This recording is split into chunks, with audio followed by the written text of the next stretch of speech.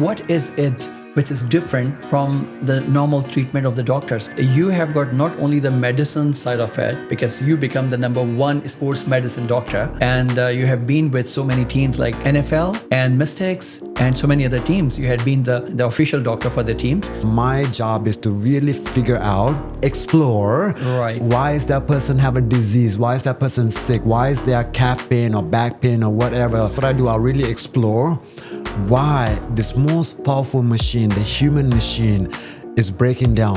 Pain, which you can feel in the knee, is related to your thought. That's a mind-body connection. It's proven through evidence-based medicine. What is the root cause of any sickness? Can you say that it is because of the thoughts? Yeah, I could say it's because of the head office. It's us. It's our psyche, our thoughts. So healing takes place not only with the medicine, but with the way you think. Any drug, if you compare with the placebo, they're right there. Drug improves 40%, placebo improves, 39%. Placebo is nothing but filler. Biology of belief, right? We become the believer. So you talk about the oneness. So it's not only about that belief. Talk about oneness is mainly about, we could call it God, we could call it source, infinity, whoever. When we in that same channel, that's the oneness channel, healing happens instantly. We could call it spontaneous healing. The way awareness, the way is conscious. You have to be in charge of your every single thought. Every thought to me is so costly. It is medicine or poison. Why people are so skeptical? Our religious leaders, right? Hinduism, Buddhism, Islamic, Christianity. You look at Buddha, Jesus. This is what they gave us. Brilliant. This is so beautiful. I meditate. I'm very conscious. Meditation is good. There's nothing bad. Every moment is good. Paying attention to and having a focus on something what you have right now. What triggered them, what bring them down, what make them happy, what they make them sad. Are you living at the max capacity of yourself? Your brain, your body. What is slowing down the heart rate? That's meditative. State of love, state of gratitude, state of present. We have, as a human being, the best gift that I can provide somebody else. This is our human journey. Hello and welcome to Explore Hayat, the podcast that delves deep into the realms of health, wellness, and performance. Today, we have the privilege of introducing a highly accomplished board-certified healthcare professional with a doctorate and a PhD specializing in sports medicine and integrative medicine. He has an impressive career that includes serving as the Director of Health, Wellness, and Performance for the Washington Wizards NBA team for 17 years. He has also actively worked with the Washington Commanders NFL team and the Washington Mystics WNBA team for 8 years. His expertise extends to working with a diverse clientele, including elite professional athletes, Olympians and gold medalists, and of course, celebrities. Let's welcome Dr. Navin. It's a great pleasure to have you in our Explore Hayat today's podcast. And you claim that being number one medicine doctor and the people around the world, those who have tried every medicine and physio, etc. So you are the one who work on them and fix their issues. So please tell us what is behind that and a little bit of a background. So thank you so much, Kashif, for having me. I'm so grateful to be here. I love the explore, right? The title alone is explore. So I think that's what I do. I really explore why this most powerful machine, the human machine, is breaking down, right? Why have they gone to 5 doctors on 10 medicine and 5 surgeries, pain for 10 years? Why? Why? What have they missed? Because I really truly believe that when we have the right key, the door will open up. All right. So I just really feel that, and I know that we haven't found, that patient need to be 99% part of the healing, the health journey, and 1% is the doctor, 1% or less, right? What happened is that a lot of people give the empowerment to the doctor. Now it becomes a 50-50. But I really truly believe when you become the owner of your health, you get better. So my job is to really figure out, find out, explore, why is that person have a disease? Why is that person sick? Why is there calf pain or back pain or whatever, the cholesterol not being cured, solved, resolved, just like a paper cut, right? Paper cut, when you get a paper cut, we get healed. 3 days, 5 days, 7 days is gone. Everything in our body is a paper cut. There is a cut, there is blood, there is inflammation, there is a disease. And why didn't the body take care of it? So when we figure that out, the patient is healed fully. So that's the difference of somebody in the middle of the ocean or in the middle of this river. You know, what we do as doctors is we continue to send them a life vest year after year. But what fun is it if you're in the middle of the ocean with 10 life vests or 5 life vests, right? You need to come to the land, the beach, so you could sing, dance, eat, explore this beautiful, beautiful universe. Right, right. So, Dr. Navin, most of the doctors, of course, they check a patient's history, the background, and then they do tests and the diagnosis. And after that, they find out, okay, what is the root cause behind it? So, what is it which is different from the normal treatment of the doctors? So, please tell this difference first.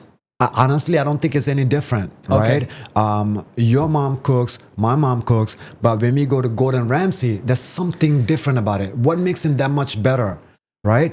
Millions of people play basketball.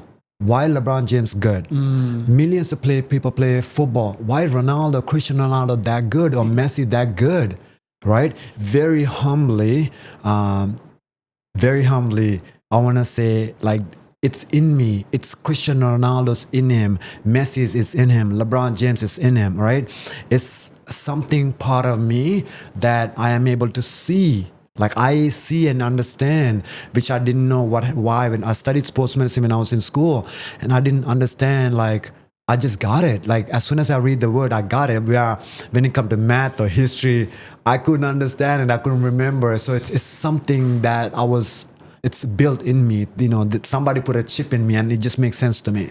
Right, right. So it's a combination, what I see in you, because when I learned about you and I was just checking, so you have got not only the medicine side of it, because you become the #1 sports medicine doctor, and you have been with so many teams like National NFL and Mystics and so many other teams. You had been the doctor for them, the official doctor for the teams.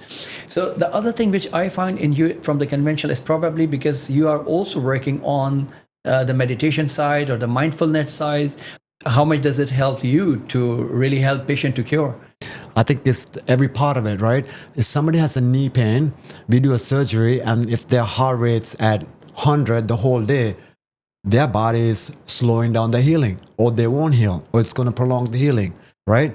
What is slowing down the heart rate? That's meditative, state of love, state of gratitude, state of present. So everything matters, right? Like when we go and see an orthopedic or whoever for a knee pain, we really focus on the knee. Yeah. We don't look at their vision or how they breathe or how they eat or how they sleep or their blood pressure or their thoughts. Right? Everything matters because we can't really take one part of it from our body without affecting another part. Right. We are just whole. We are just one piece.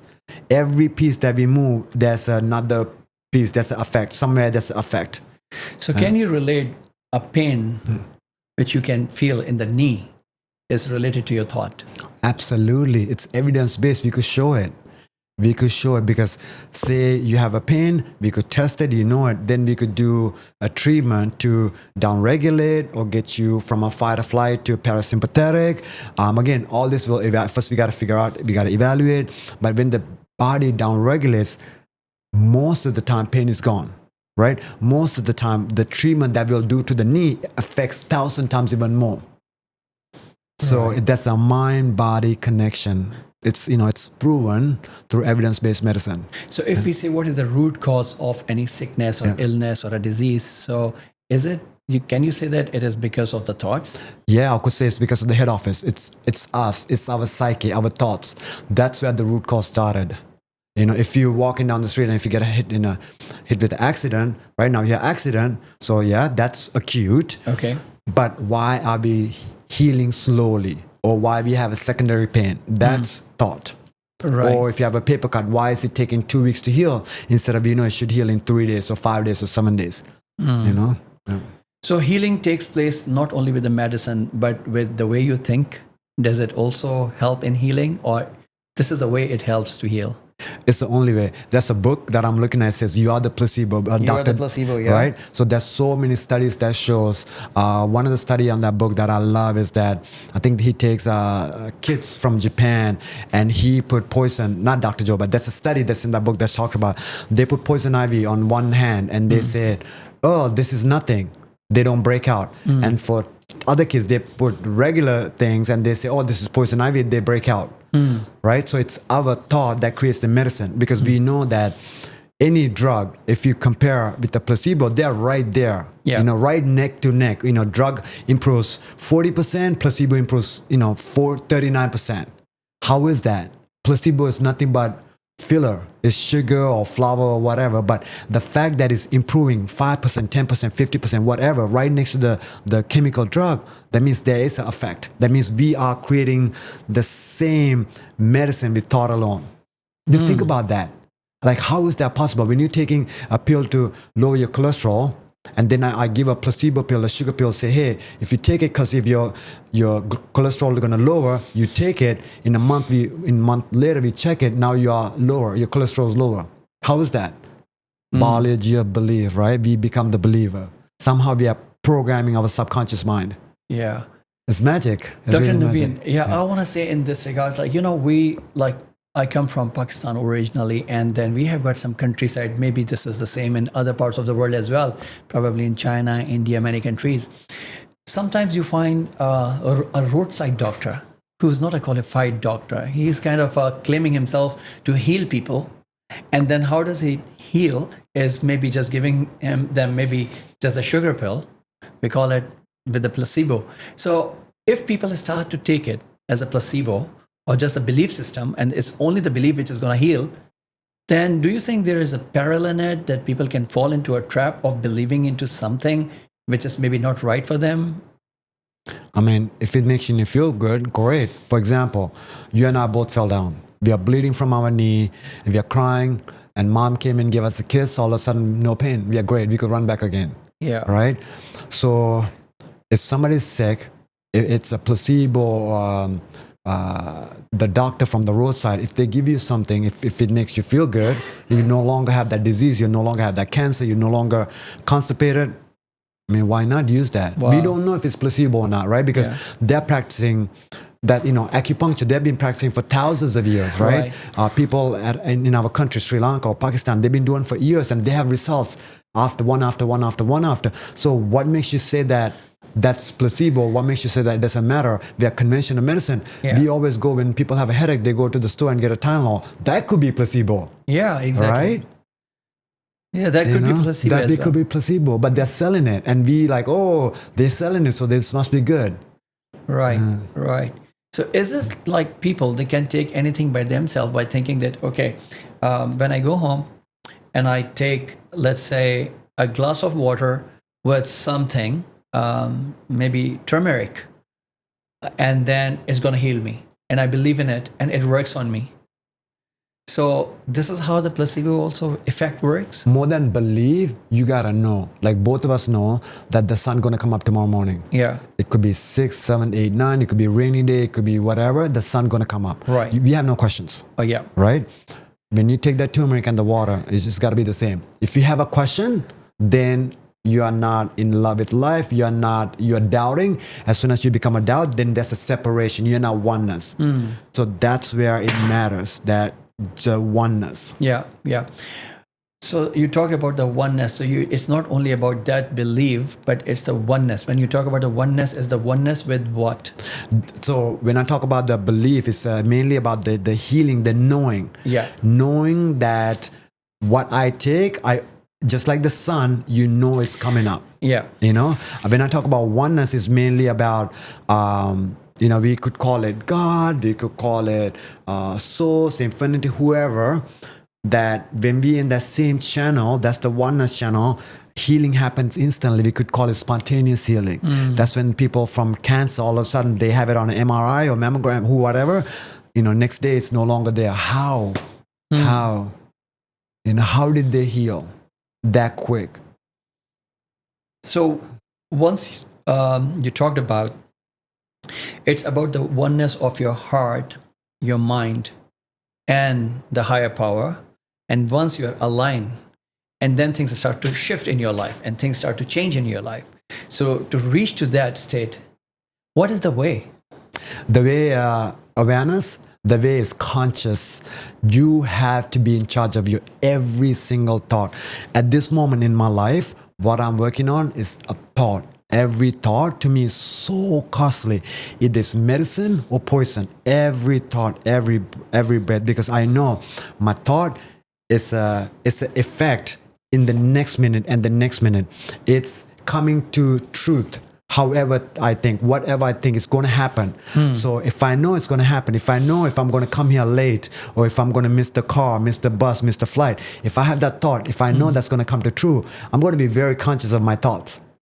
So now I work very hard to make sure my thoughts are with a purpose, because what I think happens.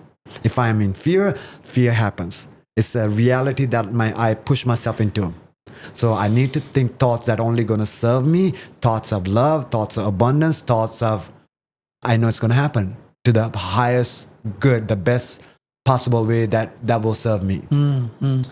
The way of treatment, the way of healing, which you're explaining, is considered to be a non-conventional way of treatment, this way. And you have seen people are quite skeptical about this. They believe that once they go to a conventional way of treatment, they get cured very fast. So this thing has been observed, like why people are so skeptical. I mean, this is the understanding. Then once you have got the mind and the body and you are connected, you have got the belief system, then things start to work on you. And if only these things work, do we still need a medicine or not? So I can't say if somebody needs medicine or not, but amazing question. You know, if you look at our history, our religious leaders, right? Hinduism, Buddhism, Islamic, Christianity, you look at Buddha, Jesus, this is what they gave us. You know, back in those days, right? The medicine man taught us how to heal within. You know, what I'm practicing right now is what they taught us, right? Then all of a sudden, the new science came out and they really took the power away from us, right, as in me. And they said, oh, the power's in this surgery, power's in this injection, power's in this pharmaceutical, right? So yes, like I broke my lip playing rugby, and, you know, I'm so grateful for conventional medicine. I need the suture. So we need that, right? But then the doctor put it together. I'm the healer after that. When we have a broken bone, doctor put it together. After that, I heal, right? So we kind of need both, right, conventional, allopathic, homeopathic, but we got to remember, we didn't have any of this surgery or pills or whatever, and people lived an incredible life before. Brilliant. You know? This is so beautiful. So it's a combination. It's a combination. Yeah. It's absolutely a combination, because it's great that we can, you know, somebody falls down somewhere, break a bone, we could go to ER, get it sutured, get it fixed. Just beautiful. Makes that process that much faster, right? Then you got to do the healing on your own, which again, this is coming from our ancestors, our lineage, our religious leader. They showed it, they proved it, they taught it, you know? Right. Yeah. So all of us, we have got a gift, homeostasis. If we consider the homeostasis and considering it as a gift, so how much we have really taken advantage of this gift, but the kind of things which you're explaining about the non-conventional way, so definitely we have got the immense power of healing ourselves. The body has got that thing. So would you tell something about it, that how people, they really take advantage of this gift they have? It is used to be the conventional way, but we decided not to, right? That used to be the way that we were taught. We decided not to. And, you know, we were taught the healing power is within us, you know, and then we gave it to somebody else, right, somebody with the lab coat, the hospital, and now that became the norm, right?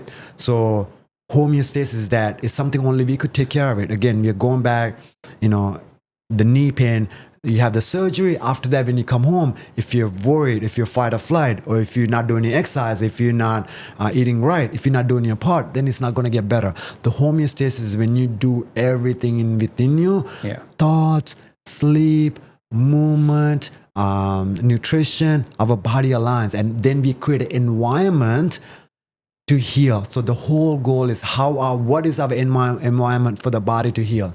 Are we providing the most optimal environment? Just like the the tulip, right? Even it grows on the mud. It can grow on the mud. Even how bad it is, we could come out. Yeah. We need the environment. We got to create the environment within our head. That is great. Just like that tulip is on mud, even our environment is muddy, we could come out like a tulip. Right. True.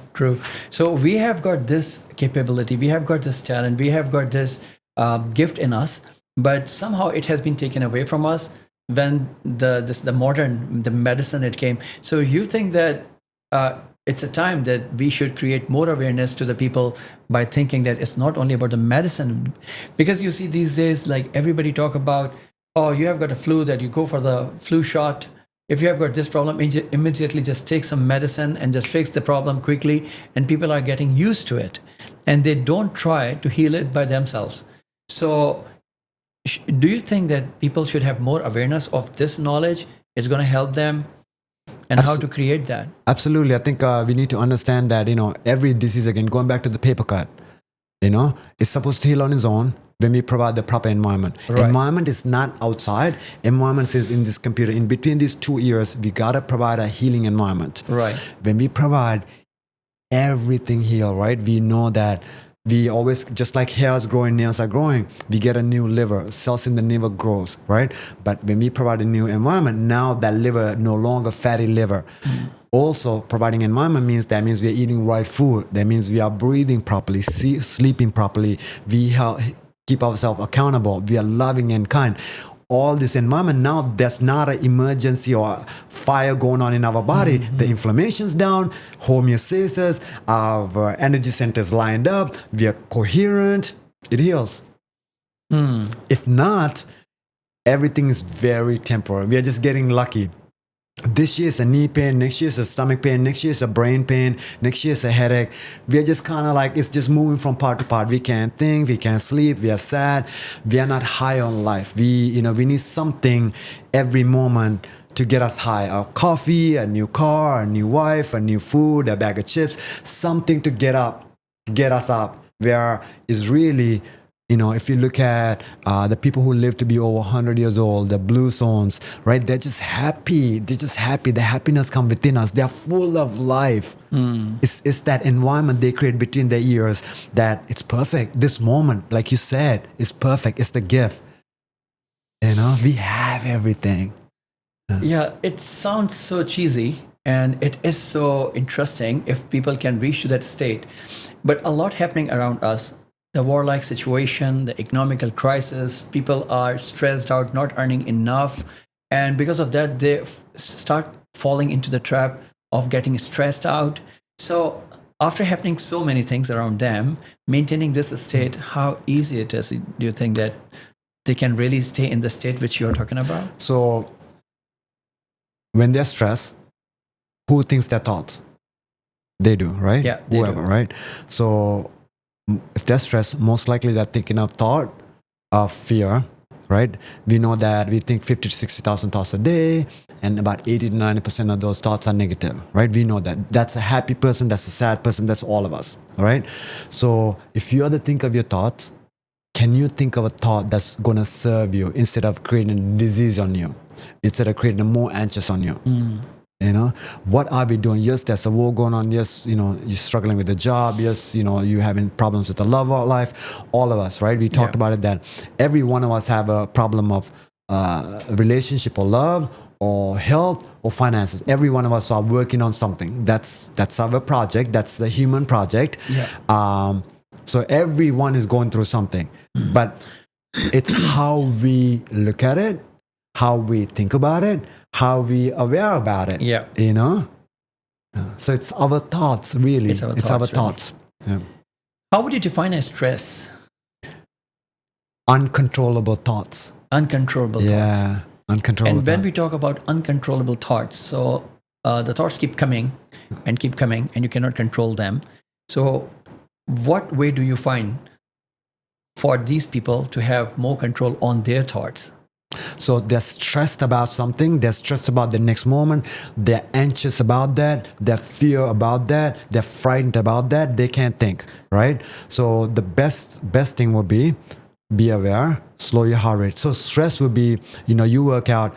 So stress would be you're running, you're running 10K, you're running around 7K, you can't really think. You're stressed out. But if you just stop, breathe, exhale, you just become aware, take a minute. Now you're no longer stressed. Now you could solve that math problem, or you remember the direction back home. You become more aware, you become more conscious, you become more present for yourself. So stress is that you're running in your brain, you're running, and we are not conscious enough to take a break and like, okay, you know what? All right, I missed the flight. Slow down. It's going to be okay. Take a break, breathe. Now I could think and find a solution. If not, when you're at that 7K, you can't find a solution. You don't know where to get back because you're breathing, trying to grasp for air. So slow down, just like athletes, right? If you have to kick a penalty kick, what do?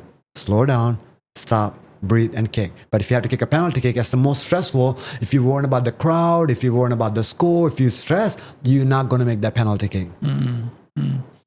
So down-regulate, become to this gift of present moment, be conscious, and then you kick, and then resolve, and then become healed. Right. Yeah.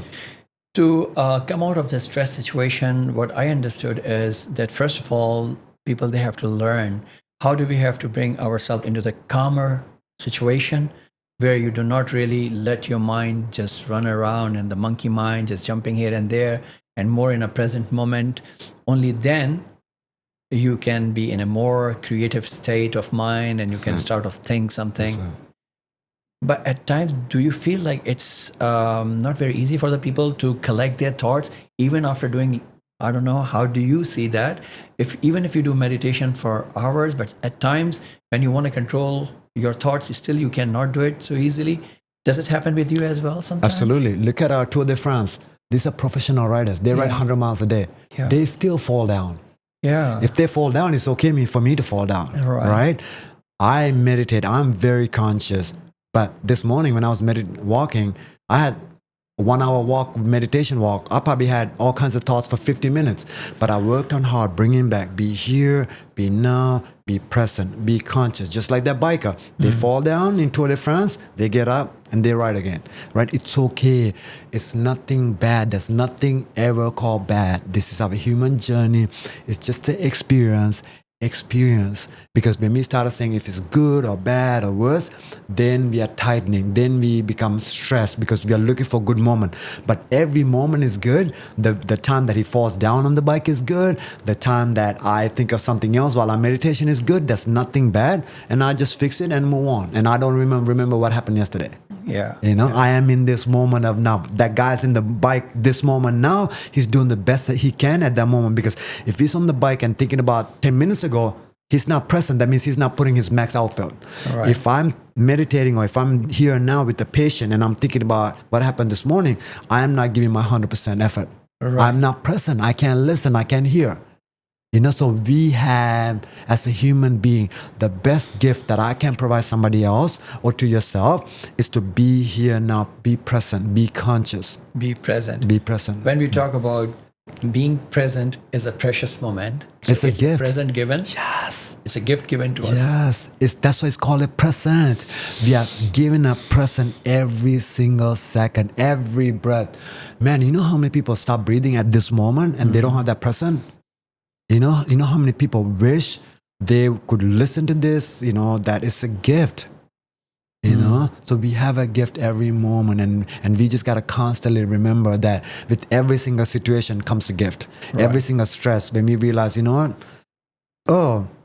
because all of us had stress 5 years ago, 10 years ago, we felt like it was the most miserable. I'm not going to get out of it. It's bad. But looking at it from now, what happened 10 years ago, 15 years ago, 5 years ago, 5 days ago, we're like, oh my God, I'm so glad that happened. I became better. I evolved. Something great came out of it. Like, just really, truly listen to yourself, like everything that happened to us. And we were like, this is the worst. Like, we don't want to live anymore. But now looking at it from this point, it was perfect. So 5 years from now, 10 years from now, whatever you're going through at this moment, you're going to look back and say, man, I'm so glad it happened. I became better. It was my biggest teacher. I learned. It was fun. It wasn't that bad. Yeah. So it's all about paying attention to and having a focus on something what you have right now.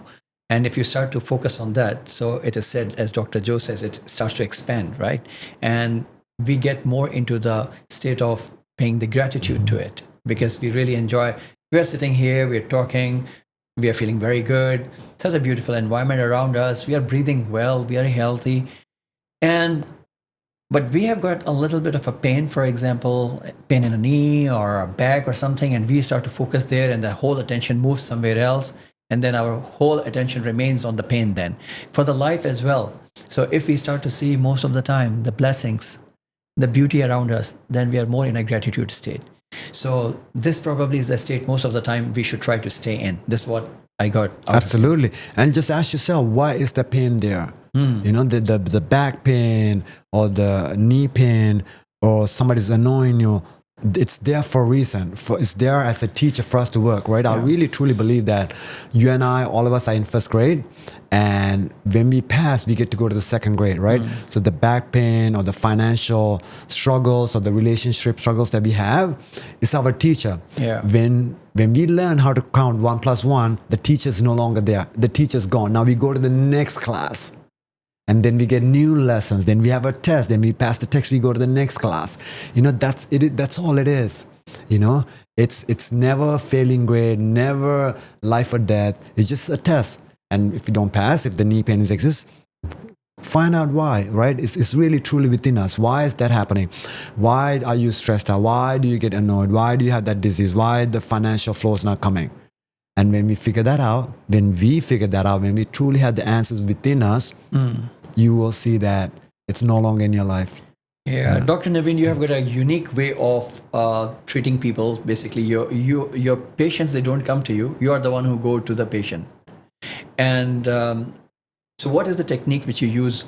You travel around the world. Most of the time, you are traveling, going to your patients. So why do you have to go to the patient? And what is so this is different from the normal way of treating? So they don't come to you, you go to them. So why is it so? So thank you so much, Kashif, for asking me that.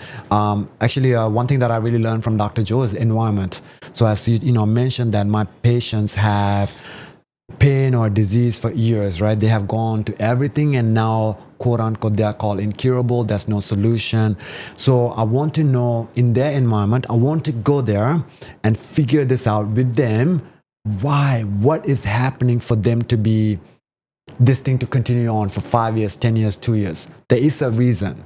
So it's just figuring out, and I don't want somebody to come to me, spend a week with me, 3 days with me, and then they have to go back there to the environment and still get sick or return back to the norm. So I want to go there, and when I leave, we change it, they're new people, and they could carry on easily because I've seen what they do day to day.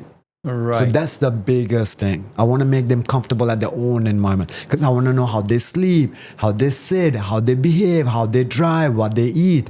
I want to know at every single moment. So how does this every part of their life helps you in your diagnosis? Because that's them. Every part. It's not the 1 hour that they're going to come to the office or the physio clinic that I get to work with them. When I see them, the whole not sleeping time, but at least how they sleep. I get to see, this is how they walk, this is how they chew, this is how they eat, this is how they sit at home, this is how they get angry at whoever, this is how they get sad, this is how they watch TV.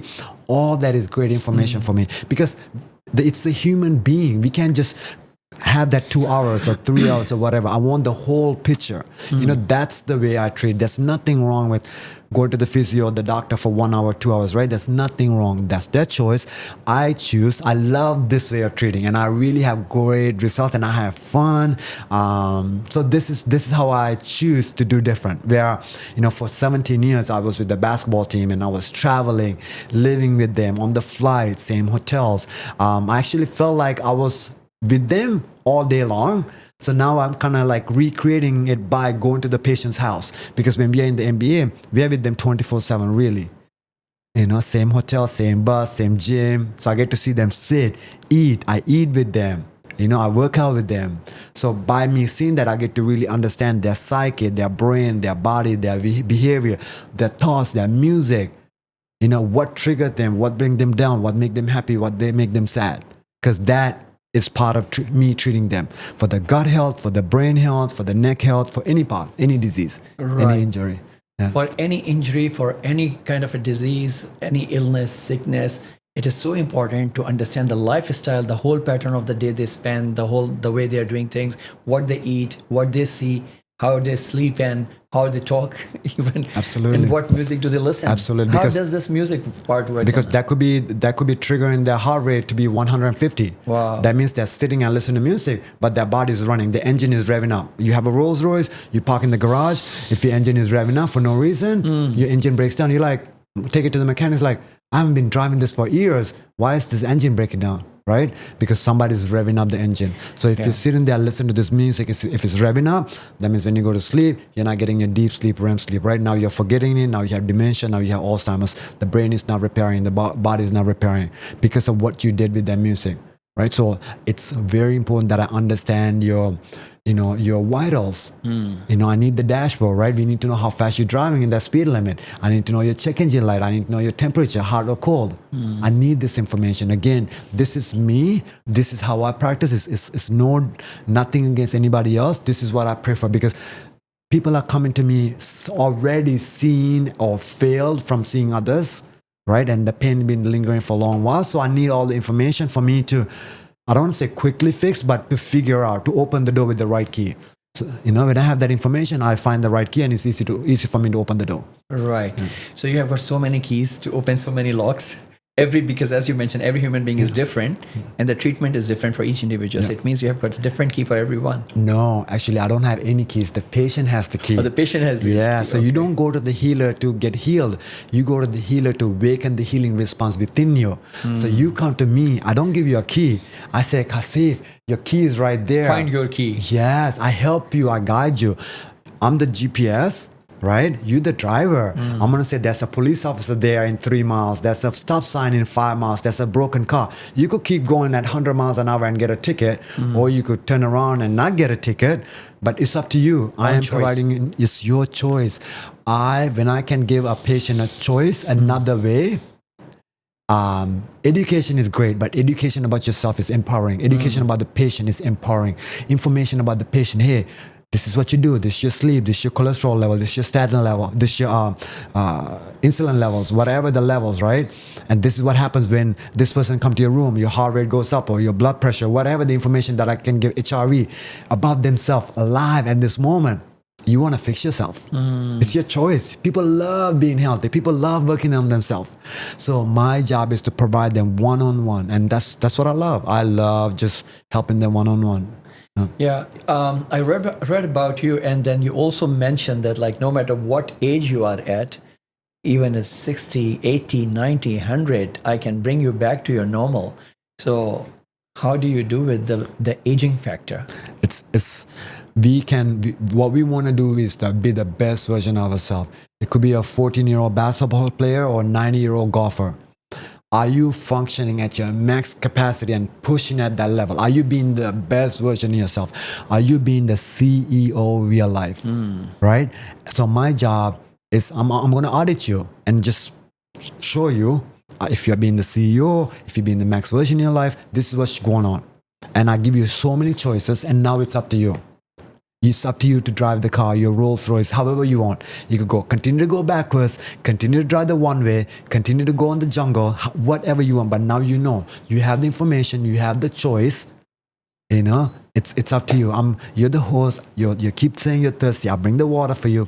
It's your choice to drink it, or you could continue to cry. You could continue to do whatever. My job is to not even bring you the water. Just show you like, hey, Kashif, the water's right there. It's right next to you. It's been there the whole time. Yeah. Is there any way to reverse the age process as well?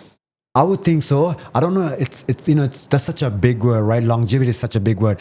It's the biggest word is, can we be the max version of Kashif? Are you living at the max capacity of yourself? Your brain, your body. Are you pushing your Rolls Royce, your Ferrari at the max level? Or are you pushing your Rolls Royce at 1%? Are you struggling every morning when you get up? Do you have full of energy? Do you have full health? Are you in love of life? So to me, that's living now. Right? Tomorrow is not promised. We could go down on the road. We don't know about tomorrow. Yeah. So it's now, and I'll be giving everything. It's a Christmas. I'll be enjoying this present. Right. Right. It's a game. It's really a game.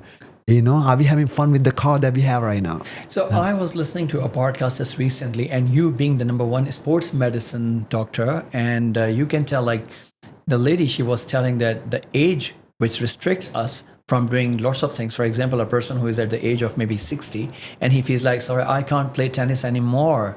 So that's his or her personal choice for restriction. So do you believe this is, or there is some sort of a restriction because of the age factor, like the bone density changes and the heart rate and overall blood pressure and everything changes with the time, with the age, or they can still do the same things what they were doing at the age of their teens or early 20s? I love this question. You know why? What comes to my mind is that if you go to Google right now, if you put a 100-year-old running a marathon, that's a person. If I Google 90-year-old bodybuilder, that's a person. If I put a 70-year-old tennis player, actually, by the way, I had a tennis player. She was number one in USA. She was playing at age 86. I knew her for like 10 years. So she was like 81 champion, 82 champion, 83 to like 87 champion. Wow. So that's so fascinating. So there is, we see animals, right? We all of a sudden see a white pigeon or a different colored tiger, right? It's possible. Everything's possible. But it's the thoughts that we tell us. If I tell you, oh, I can't jump over this table. You think I'm going to jump over this table? There's no way. If I tell you that I can't go and play tennis, there's no way. If I tell myself I'm not going to run the marathon, there's no way. It's what we tell us. And then the body adjusted to what we tell us. I mentioned to you, as in my day, every thought matters. So if I say, oh, I won't be able to run tomorrow, well, that's what's going to give me.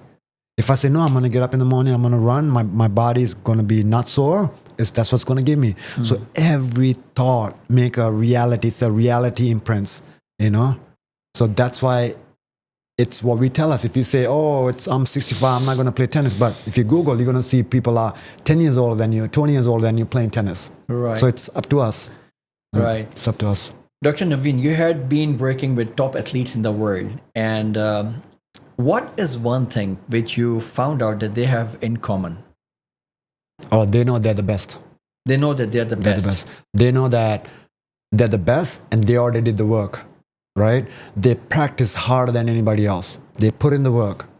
So they have the 3D work, and in 5D, they know that, okay, this guy's taller than me. They're better than me. They put in the work, but they know that my attitude is beyond anybody else. They have a belief that they're gonna do it way more than the other person, right? Say if you have two athletes that's same height, same strength, same everything. You're an athlete, and what is that one thing that will push the other person 1% better? It's the mind. It's the psyche. I want this way more better than the other person. It's the will, the intent. They want it. So the elite athletes, they want it so bad, more than anybody else. Wow. Yeah. And same thing going back to your tennis player who's 65, who's saying, I can't go. If she want it so badly, she will figure out a way. The body will figure out a way. Our mind will figure out a way. Right. Yeah. And in any field, if we think in this way, of course, like there is no hurdle for you. Always looking for the peak of everything. That's it. It's not only about the sports. That's it. Right. Think about it, right? The person who want to climb Mount Everest, they had a vision. Their body took them there, right? The person who drove the Eiffel Tower, they had a vision. On the paper, it came to reality. Same thing. If you have a vision of playing tennis or becoming the CEO, manifesting the car, you have a vision and the rest will happen. But if you have a vision and if you're doubting, then there's no vision. You spoil the milk, right? You spoiled it. Yeah, that's so true. So you got to be like, okay, Eiffel Tower. But if you constantly think about, oh, this is not going to happen, well, it's not going to happen.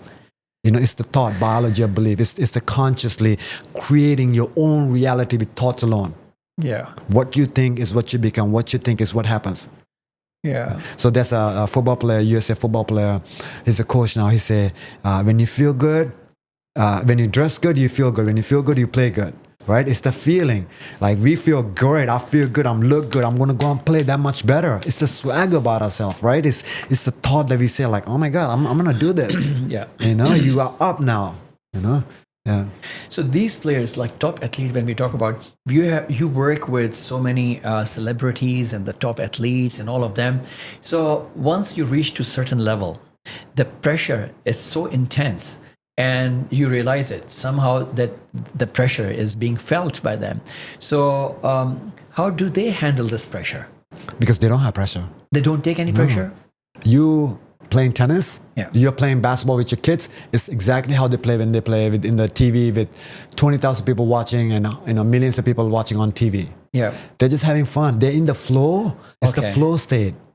They're in such a flow. They don't hear, they don't see anybody in the crowd, but they see everything behind them. They hear everything behind them. They taste the ball. They smell the ball.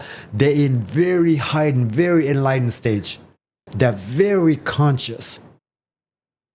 So nothing get to them. They are very programmed in their brain. Like that's why, you look at incredible people like LeBron James, they'll remember the play that happened yesterday, the day before. They know because they are in a very heightened memory, very alert.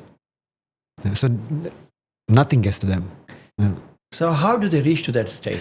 I think it's practice. It's practice? A belief, a practice, Yeah, that's no different than, they are no different than you and I. They're no different than, who's listened to this podcast. They're no different.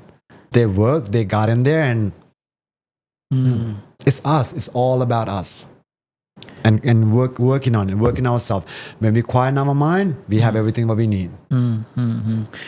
We talk about you being the part of Dr. Joe's retreats. So you have done several retreats and even the advanced follow-up one as well. So would you tell something about what Dr. Joe's retreats all about? Because we all listen to him, we all read his books.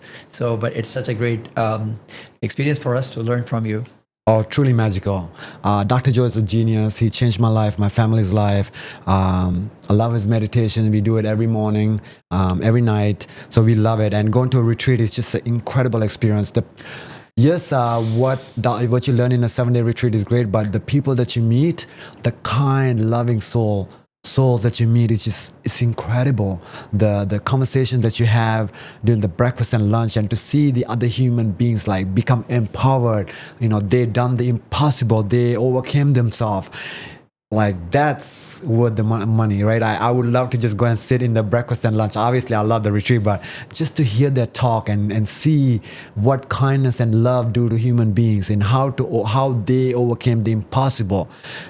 As a doctor, it's empowering to me. As a human being, it's empowering to me.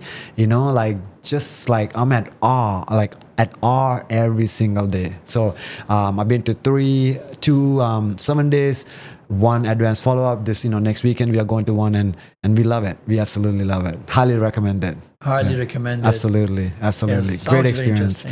Great experience. Because we're just working on yourself, right? Like, when do we really work on ourselves? When we go to a retreat like that, and we really, without even going, when we really read the books from Dr. Joe and really understand it's about us, it's nobody else. But we really, as a society, we learn how to point fingers, right? But if you point, there's 3 fingers coming at us. So when we really learn about self, and when Dr. Joe's book, Breaking the Habit of Being Yourself, because the habit is everybody else. Oh, you did this to me, you were treating me bad, you were whatever. But when we come to us, find the love in ourselves, in our heart, then heart to the brain to the divine. It's Christmas. It's just incredible. We are unstoppable. I know that. I really know that. I really understand that the power is within us. Like we are the healer, we are the source, we are everything. We are the thinker. It's us. Like, I just want to walk around and shake everybody and say, it's you, it's us. And I want to shake myself every day. It's like, no, Navin, it's not that. It's not my patient. It's not my mom. It's not my wife.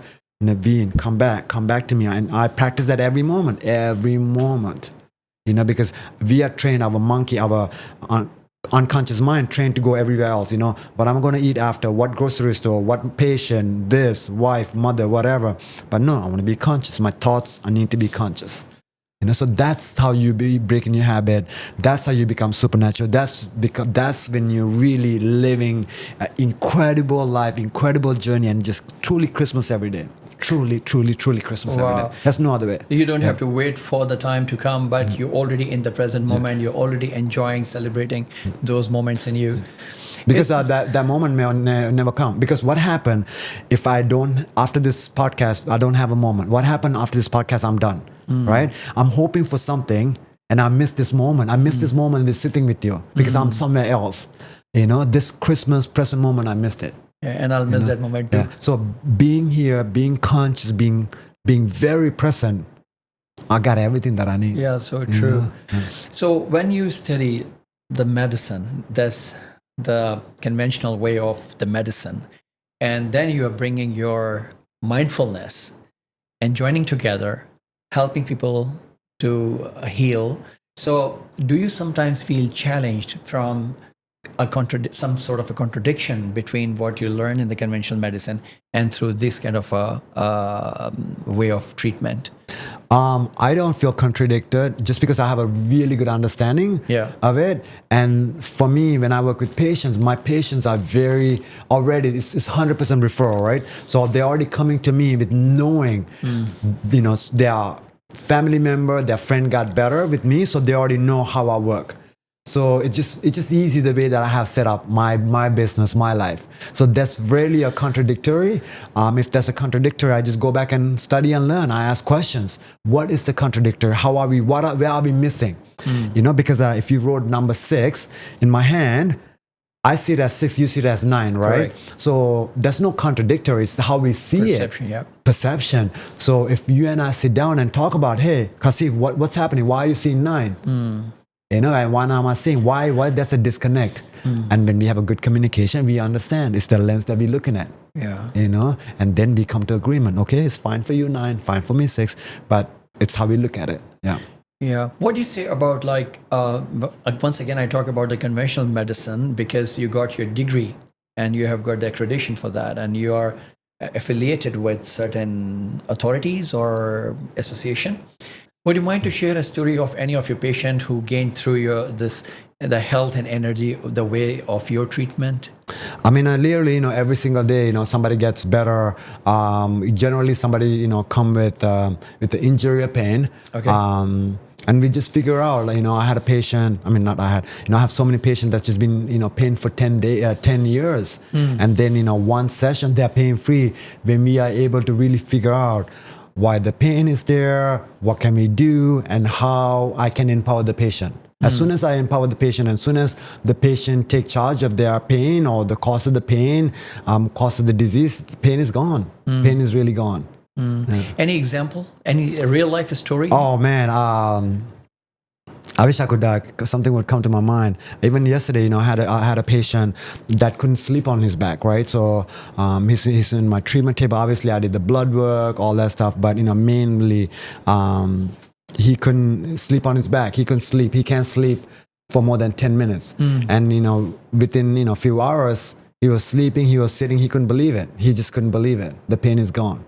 Yeah. So again, you know, it's coming through my skills, it's coming through the patient, it's coming through empowering the patient. So it's not one thing. It's not one thing. It's so many things through techniques, through osteopathics, techniques through physio, techniques through mindfulness, techniques through breathing, acupuncture, dry needling. It's different techniques. You put it together and you give it to the patient the way that is right. That's the skill of finding out what's going on and opening the door. Right. So this example, as you mentioned, so of course you're looking for different triggers in their lives because this is the mind which is thinking something which triggers and then they start to feel pain or some other problems and lost sleep because of the thoughts again. So thoughts, they play a lot of the biggest role probably in one's life. And even for the treatment, you use their thought just to shift their mindset basically. Yeah, I mean, let's think about sleep, right?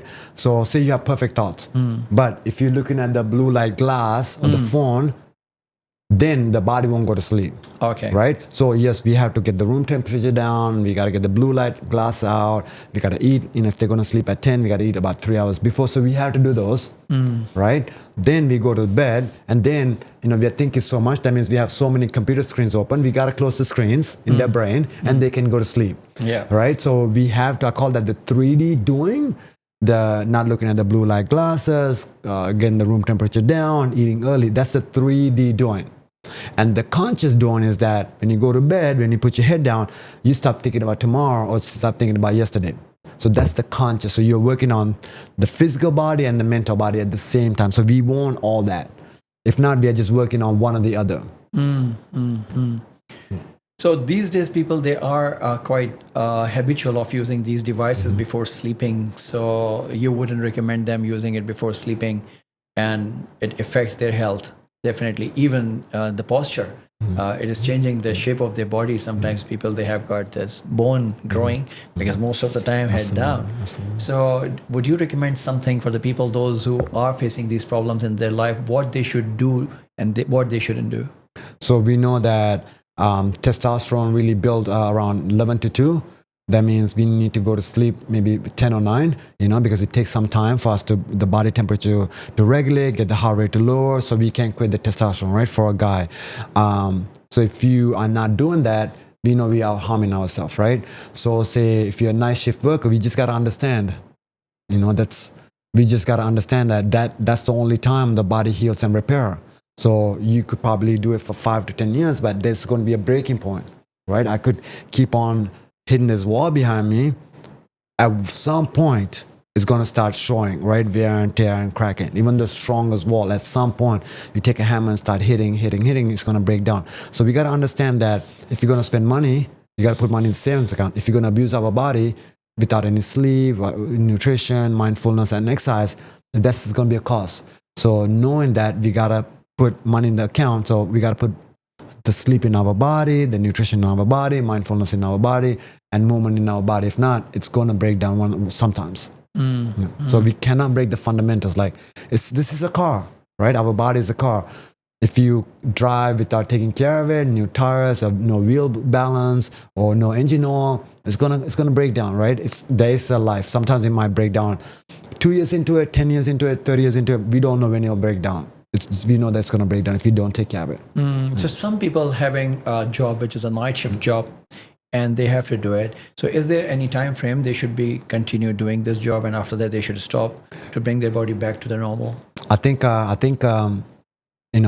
what my interpretation is that the body will break down and they have no choice but to come back to a regular schedule. Either their memories start going out, or they're so fatigued all day long they can't even think. Or they kind of have some kind of imbalance in their labs, right? Stress markers are high, cortisol is high.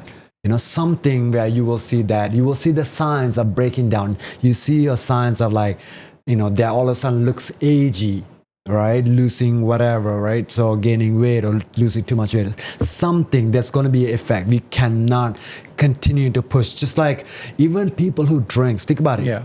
Water, too much water, they die. Water is the most purest and the cleanest thing. New York Marathon, somebody dies because they drink too much water. Too much of anything, even working out every day, 10 hours a day for 10 years, something gonna happen, something gonna pop. Right. You use the word homeostasis. We love being perfect, Yeah. But if you're constantly pushing, Dr. Navin, the way of the medicine, the practice, what you are doing, it's not just a conventional way, but you are mixing it with other things as well. Then how many of the doctors do you find they are doing the same things, that combining these two techniques together?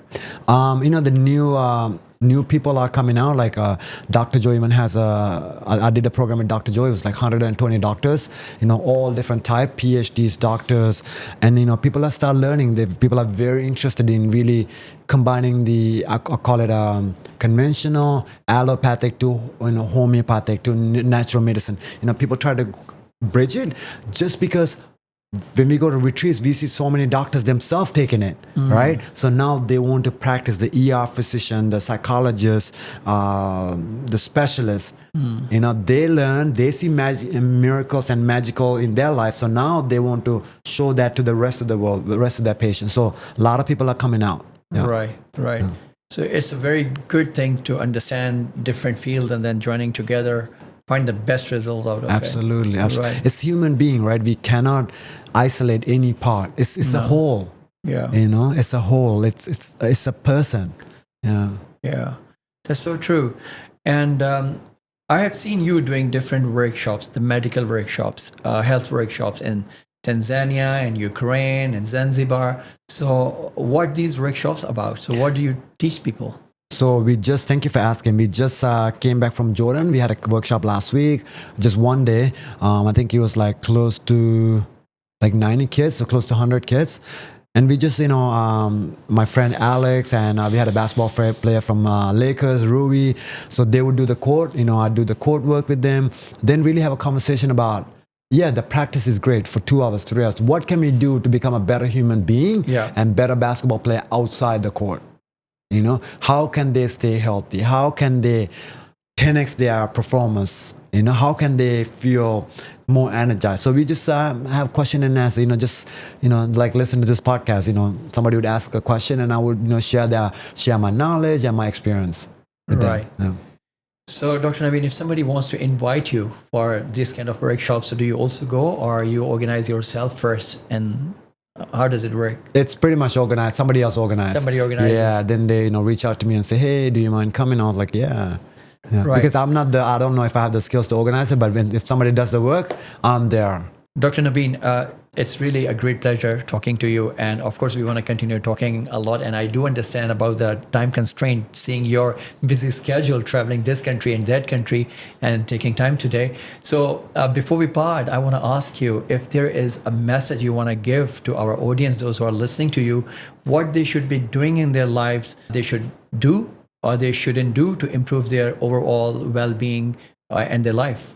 I just only can share the information that I have and what I do. I love to tell people my success story, my personal success story, and what I work on, right? So that means I really have a good understanding it. At this moment, as I'm sitting with you, I really realize that everything outside is great, right? But the real work that I have to do is in myself. So I really work very hard on listening to myself, being present and silence, just really quiet my mind, just sit down 10 minutes or 30 minutes or 1 hour and really sit down and see what's the chatter, what is happening in my head, right? Is my thoughts loving, kind, compassionate, or is my thoughts fear-based? Is my thoughts plan B based? So when I know it's fear-based or plan B based, I just come back to this moment here and now and just be in gratitude, be in love, and be in abundance. So I know that I'm the thinker of my thoughts and come here to this moment and make very conscious thoughts. Yeah. Conscious thoughts and conscious actions. Yeah. Whatever you do, better do consciously, not just flow with unconscious. I want to make sure it's coming from me. It's Navin. It's done with intent and will, because I know it's going to manifest. The words that are coming out of my mouth is going to manifest. So if I'm in the negative frequency, negative vibration, negative channel, that is what I'm going to get. True. If I think of abundance and love and gratitude, the next person that I meet out of the elevator is going to be kind, loving, abundance, gratitude. Right? If not, when I get out of the elevator with fear and angry, the guy going to bump into me with anger and fear. So it's just a reflection. Yeah. My thoughts are a reflection of what's happening in front of my movie camera. Yeah. So beautiful. Thank you very much, Dr. Navin, for being the part of our podcast. My pleasure. Thank you so much for having me. What you're doing is very empowering, exploring ourselves, exploring you, right? That's what life is all about, you know. True. There's nothing ever wrong, nothing ever perfect, because we're always exploring and figuring out what's best for us. How can we enjoy this human vacation? And it's about learning. It's about exploring. I love the title of your podcast. I love what you're doing. Thank you so much for having me. I really appreciate you. It's a great pleasure. It's a great pleasure. And when you talk about our human experience, so we are here experiencing everything in this world. So how best we want to have this experience, it's up to us. That's it. Yeah. So all these experiences, because of the actions what we are taking, because of the thoughts what we have, because of the belief system which we carry with us most of the time. Right. And so we are creating our own lives. That's it, my friend. That's it. And enjoy while you're creating it. Create an incredible life. You're creator. You're the creator. You're the designer. You're the architect of your life. So create a beautiful life. Yeah. You'll see what we were thinking is what we were thinking 5 days ago, 5 years ago is what's happening right now. Right? Knowing that, create a beautiful life for the next moment and the next moment and the next moment. It's an experiment. Practice it, and people will see it. Whoever's listening to this podcast will see it. Yeah, definitely. Beautiful message. Thank you once again. Thank you so much. Thank you, my friend. Appreciate you. Thank you.